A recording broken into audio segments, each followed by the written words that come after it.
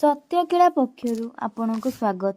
3 ଦଫା ଦାବି ନେଇ ବାଲିଆପାଳ ଯୁବ କଂଗ୍ରେସ ପକ୍ଷରୁ ବାଲିଆପାଳରୁ ଦୀର୍ଘ 60 କିଲୋମିଟର ପଦଯାତ୍ରା କରି ଜିଲ୍ଲାପାଳଙ୍କ କାର୍ଯ୍ୟାଳୟ ସମ୍ମୁଖରେ ବିକ୍ଷୋଭ। ଆଜି ମଧ୍ୟାହ୍ନରେ ବାଲିଆପାଳ ଯୁବ କଂଗ୍ରେସର କର୍ମୀମାନେ ଜିଲ୍ଲାପାଳଙ୍କ କାର୍ଯ୍ୟାଳୟ ସମ୍ମୁଖରେ ପହଞ୍ଚି ଏକ ପ୍ରତିବାଦ ସଭା କରିଥିଲେ। ଜିଲ୍ଲା ଯୁବ କଂଗ୍ରେସ ସଭାପତି ରଞ୍ଜନ ଦାସ ଏହି ସଭାରେ ସଭାପତିତ୍ୱ କରିଥିବା ବେଳେ ଜିଲ୍ଲା କଂଗ୍ରେସ ସଭାପତି ସତ୍ୟଶିବ ଦାସ, ପୂର୍ବତନ ସଭାପତି ସଞ୍ଜୀବ ଗିରି, ପୂର୍ବତନ ବିଧାୟକ ସୁଦର୍ଶନ ଜେନା, ଅରୁଣ ଜେନା, ବିଜନ ନାୟକ ପ୍ରମୁଖ ଯୋଗଦେଇ ସରକାରଙ୍କ ବାଲିଆପାଳ ପ୍ରତି ଅବହେଳାର ଦୃଢ଼ ପ୍ରତିବାଦ କରିଥିଲେ।